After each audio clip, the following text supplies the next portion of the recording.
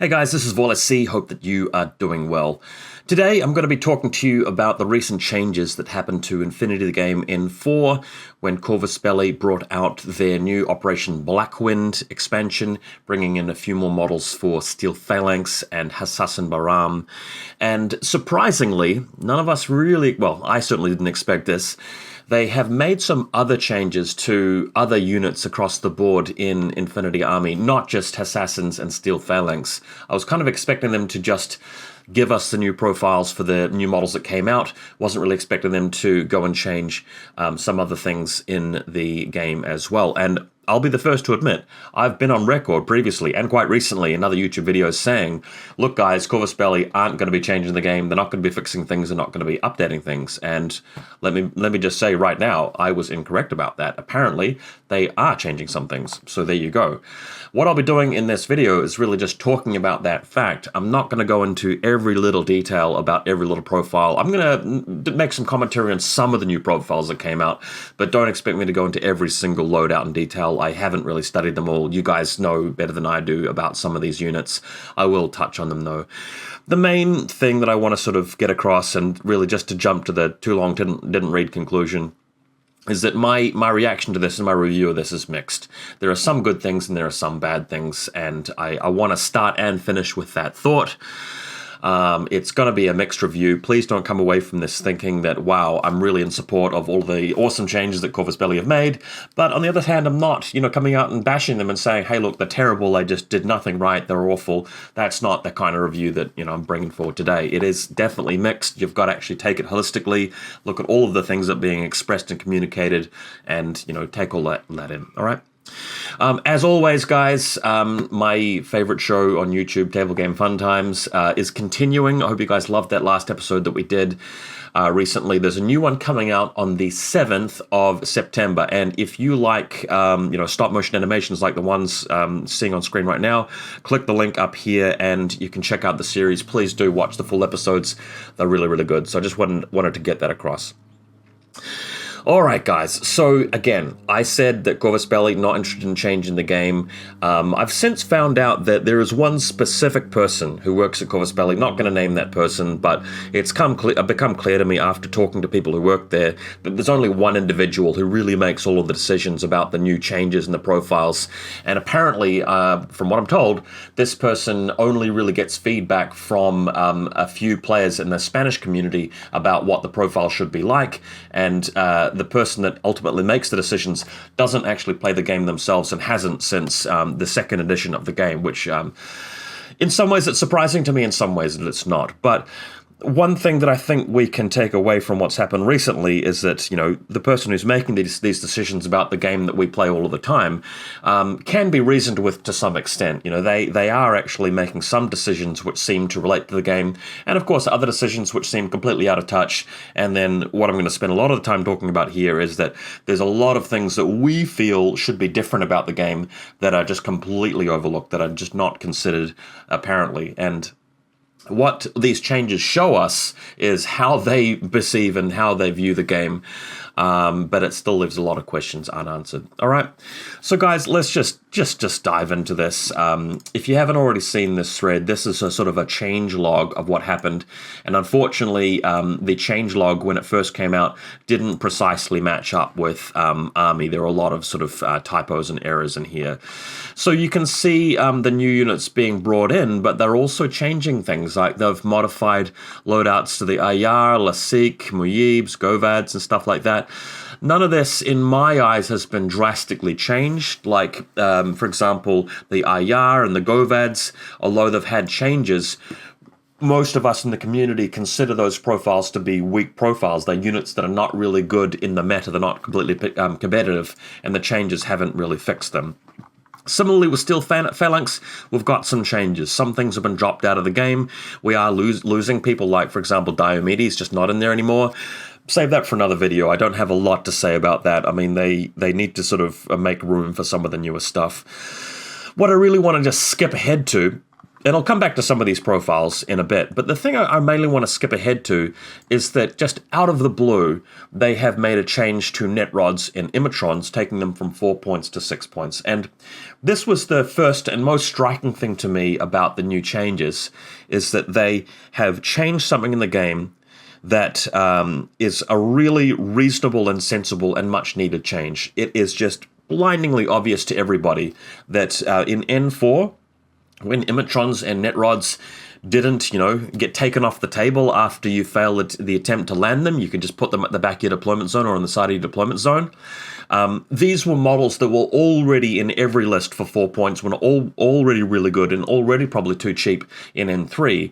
And in N4, they just became that much more valuable and reliable. So for over a year now, we've been playing games of N4 where, of course, every LF player and every combined army player and the related sectorials are using those all the time. And we're looking at them and going, well, this faction just gets those free orders for 4 points, and there's no downside to them whatsoever.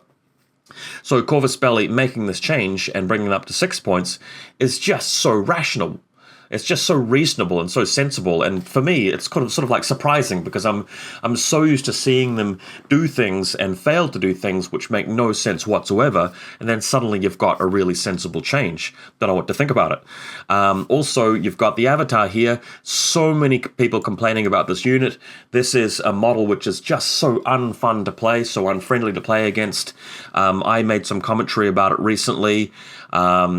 I don't really like playing as Combined Army myself, even though they're my favorite faction, just because I feel like it's unfair to my opponent.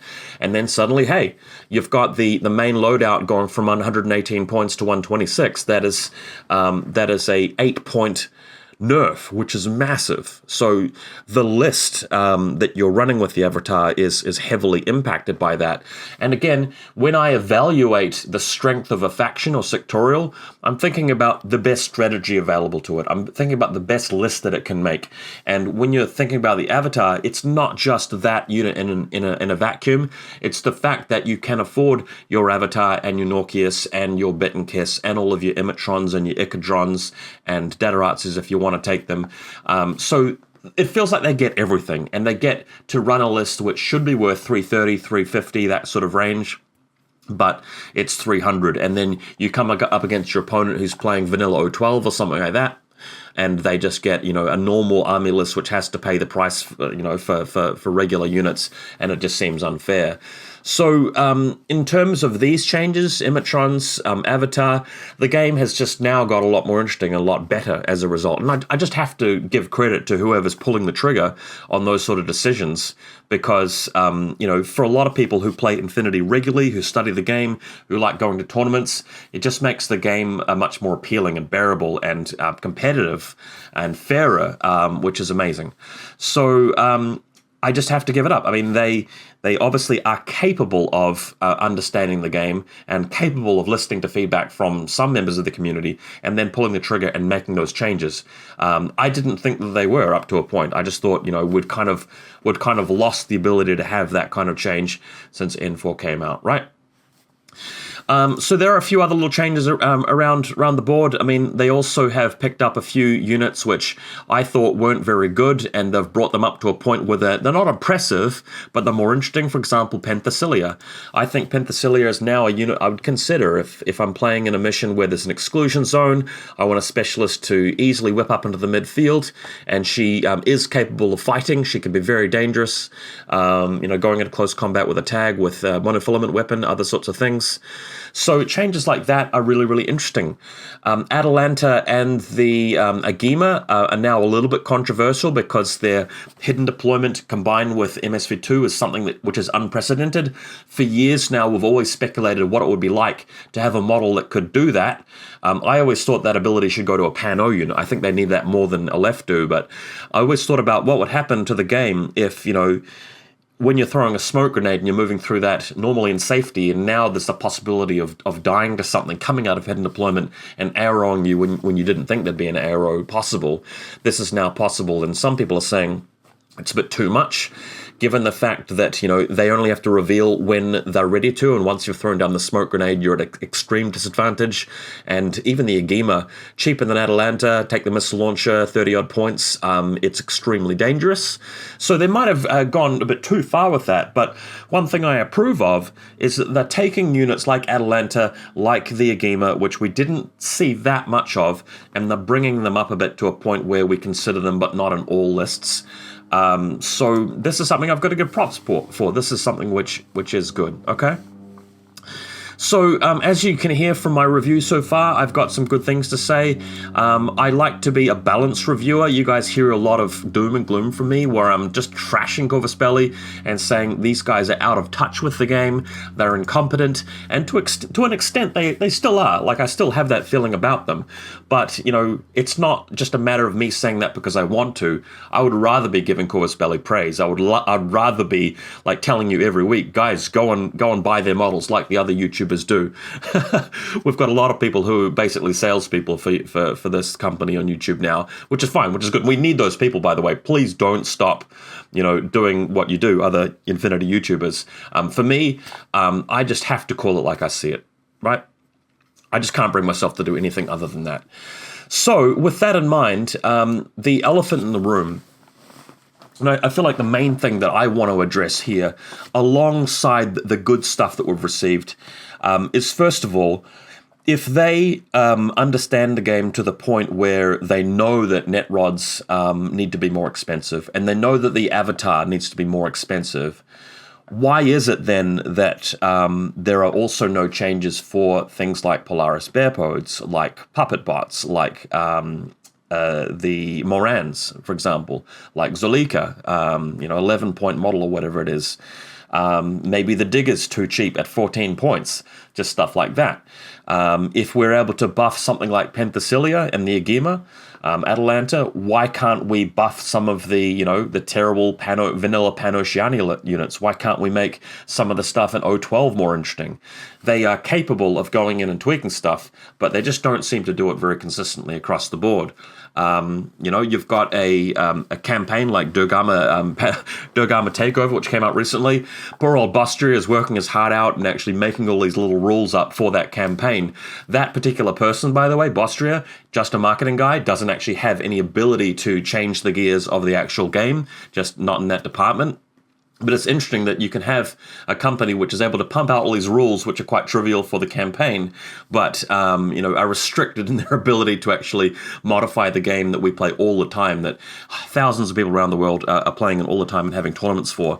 Just I'm at a little bit of a loss for that. So it almost implies that the guy making the decisions about this game is either has the particular world view that net rods and the avatar need to be more expensive, but deliberately is deciding not to increase Polaris Bearpods, Morans, that kind of thing, because in his very limited vision of the game, those other things aren't a problem. But when you've got hundreds and hundreds of people playing games all the time and are agreeing and have a consensus that Unknown Ranger, Uxia, these things are quite oppressive and quite difficult to deal with compared to their points. In the same way that the avatar is, why aren't those things being addressed as well? It just is still surprising to me, all right? Does that make sense? Like, that's the main thing I want to get across in this video. Like, I don't want to take away from the good stuff about this, but I don't want to overlook the stuff that I'm frustrated about as well. You've kind of got to take the good with the bad.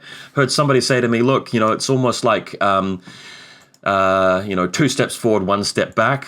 I don't know if it's 2 steps forward. I feel like it's almost 1 step forward, 1 step back. But in another way of looking at it, I guess that is true. The game is probably better than it was. Like, I'd much rather play the game with this patch than what it was before that, because, this is a game where you've got a few of the top tier things watered down a little bit, which is important. It's interesting to me that although the balance of the game is a bit better with net rods being nerfed and with the avatar being nerfed, because those are the S tier things. You've got a few things up there which people all take, but only a couple of factions are being impacted by that. But you've still got Nomads and Ariadna up there who have had no nerfs from this, so they're still allowed to be S tier in the same way they were before. But now Combined Army takes a bit of a hit, and some of the left stuff takes a little bit of a hit. It still means that there's imbalance in the game at a competitive level, which again, it's just a bit surprising to me that that's the case. All right, guys, should we have a talk about some of these units, like some of the stuff that's changed? I wanted to briefly mention the new Hakislam stuff. There is this new unit called a Sundukbut. I'm not too sure how to pronounce his name, and a Bakhtar, and I love pronouncing that guy's name because it's awesome, Bakhtar. So just a short bit of commentary, my few thoughts on some of the new stuff. I'm not going to go through every loadout, guys. Not going to go through all of the stuff. In fact, it might be better if I just click on Assassin Baram because it will show me a bit more clearly what's in there. By the way, McMurrough being in Hakislam, like, what? Why? It's like you're in one room where net rods become 6 points, and it's like, oh, that's so sensible. Then you move into the next room, and McMurrough is suddenly in Assassin Baram. It's like, is it a joke? I don't understand. Before I move on, one more thing to say about net rods. There's a I can't remember the name of him. It's either the Caledonian Volunteer or one of the Rockots or something like that. There's a unit you can have in Ariadna, which is 6 points exactly, and it is like a human being with a chain rifle or whatever and a pistol, and that is the same points now as a net rod. Again, there's no points formula in Infinity that really can be applied consistently across the board. Some people really delight in the idea that you've got a points formula where, okay, if a model has a Feuerbach, it should cost XYZ points, or if it has super jump, it's modified by that number. It's just not real. It's just fanciful. That the rule can't be applied consistently across all models. It just doesn't work that way. Every faction seems to treat the models differently, and sometimes it's just throwing a random dart at a board and seeing what sticks in terms of what the model actually costs compared to what it should. Not going to go further down that track. Let's have a quick talk about the Bakhtar and about the Sundukbut. These are both really like the high value units, and they're really solid, and they bring so much to your list, and they are powerful in the game. They have clout. And I haven't done enough study to tell you which individual loadout I like best. They seem like if you have this in your army, these are good, solid units. They've given you a good reason to buy the miniature. And honestly, I just can't really complain that much about these profiles. The only thing that's wrong, the only problem, is that they are in the same faction as the Asawira. And the Asawira has just been a hideous problem in N4 for a really long time because it's just so much better for its points than so many other things you can take. So when you've got list A, which has the Asawira plus the other stuff that you can afford with after you've taken the Asawira, and you've got list B with either the Bakhtar or the Sundukbut, the list with the Asawira just seems to be a little bit more efficient, just has that really powerful guy and a bunch of other stuff that you can afford with it, whereas the list with the Bakhtar and the Sundukbut might be a little bit more compromised, and that's really all I can say. There's no problem that I can see with the Bakhtar or the Sundukbut. They seem to be appropriately costed. The only problem is that if you enjoy list building, you enjoy the competitive strategy Infinity, it seems just like a little bit of a disappointment, frustration downer that, the numbers say to go this way, and would rather be in a position where we're carefully weighing up, well, is this unit better for this mission, or is this unit better for this opponent, or this tournament, or this sort of kind of table? And unfortunately, because the previous unit has been undercosted too much, we can't really enjoy that comparison as much, in my view. Maybe I'm wrong. Write me a comment if you really feel like these units are far away, much more cost effective than the Asawira. You tell me. Give me your reasons. Pandora, quite an interesting one. Again, I find it just a bit stupid that this Steel Phalanx unit can be used in Assassins, and it's just purely because of marketing and sales. It's nothing to do with the fluff or in terms of like defining a faction and so forth. It's just like when we had Liang Kai working for Pan-Oceania and White Banner. They want to have a limited edition kind of model in there which can be used by whoever buys the box set hit, and that's all it is. So it strikes me as a little bit annoying. I think we can all agree that generally with the proliferation of mercenaries and special units being available across such a wide range of sectorials, the feeling of playing a sectorial is now quite watered down. Like, you have that Raven Eye officer who can be in military orders, and he happens to be one of the better things that you have to include in your military orders list now. It just seems dumb to me. If I was to redesign Infinity from scratch, I would try to make each individual sectorial and faction, distinct from each other and unique and feeling significant with a specialized sort of signature unit in it that only it can take. That's sort of the approach I would take, whereas the game is starting to feel a bit more watered down because of marketing and sales considerations. So yeah, there's that. Pandora herself seems kind of interesting. She has a pitcher.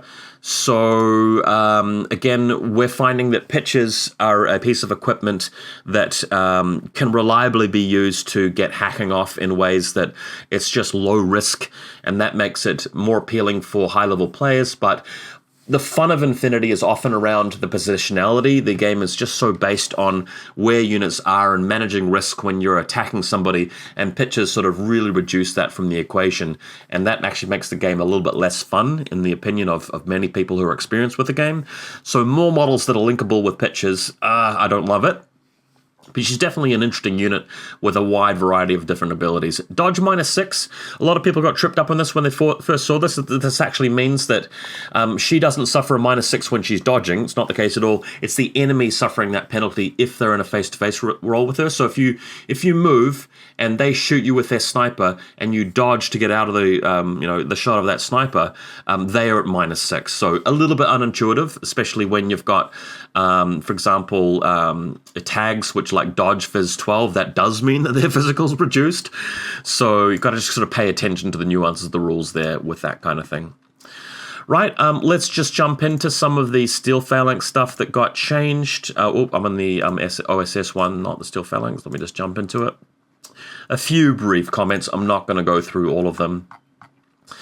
Hoplites, this does give Steel Phalanx a HMG, which is sort of a little bit unprecedented. I feel like one of the weaknesses of Steel Phalanx is that the only HMG was their TR bot. So you've got a bit of faction identity now, but with the HMG being added in there, it sort of just takes away from something which was an interesting limitation of the faction. Now you've just got him right in there. Can he be in the link teams? I'm pretty sure he can. Let's have a look.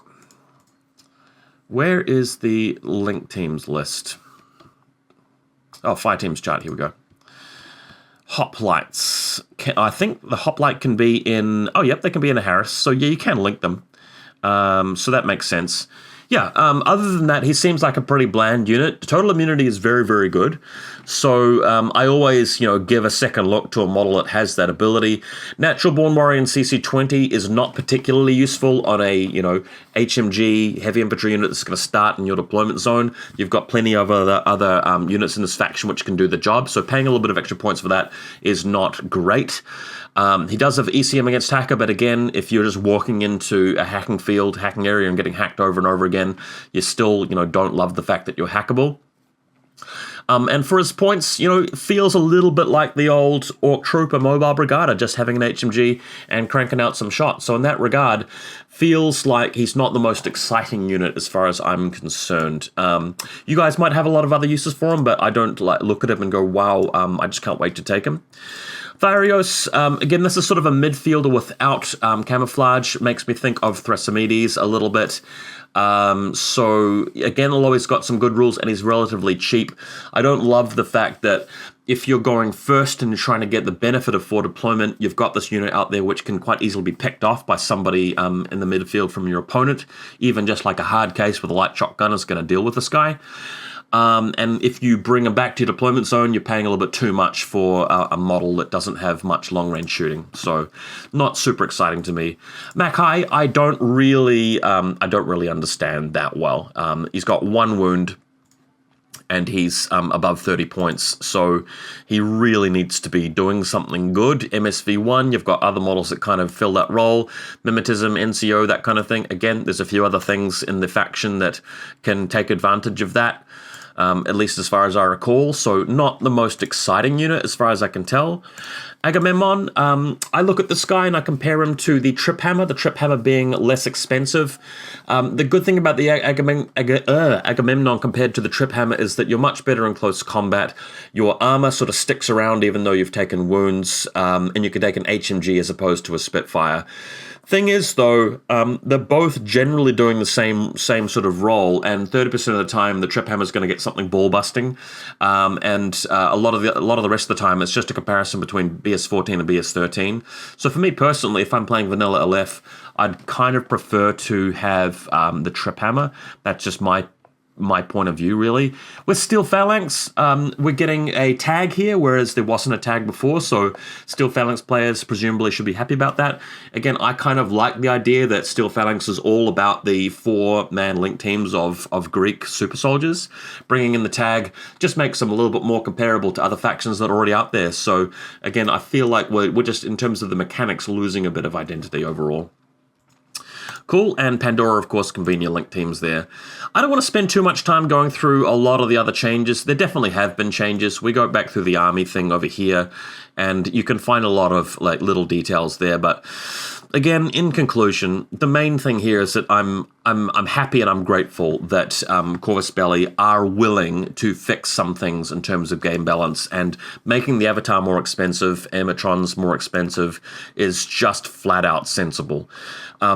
Having said that, we do have to accept that they seem unwilling to go and fix a lot of the stuff that we really feel needs to be changed. Polaris Bearpods, Unknown Ranger, Morans, Jazz and Billy, Zolika, Asawira, Nokia, Spit and Kiss. There are so many things which are really oppressive in the meta of the game and make me less excited about going to tournaments. Like, I am just not sort of looking forward, oh my gosh, I've got to get to the next tournament. I just don't feel like the way about Infinity because there's too many of those overcosted, oppressive units out there. I'll still go to events. I still support them. I'll still run them. But at the moment, I'm more interested in running events that have customizations. Things that sort of rein in the game balance a little bit, just because it's just starting to get a little bit of a downer after a good full year or two of having to come up against these oppressive profiles just a bit much. With this change, we're getting a little bit closer to something acceptable, but I just feel like it's not really, fast enough, not really consistent enough, not really decisive enough from them. But hey, we'll take it, all right? Okay, guys, so look out for the 7th of September. That's when the new episode of my show, Table Game Fun Times, is going to be coming out. Watch it with me. Let me know what you think, and I'll see you in Discord.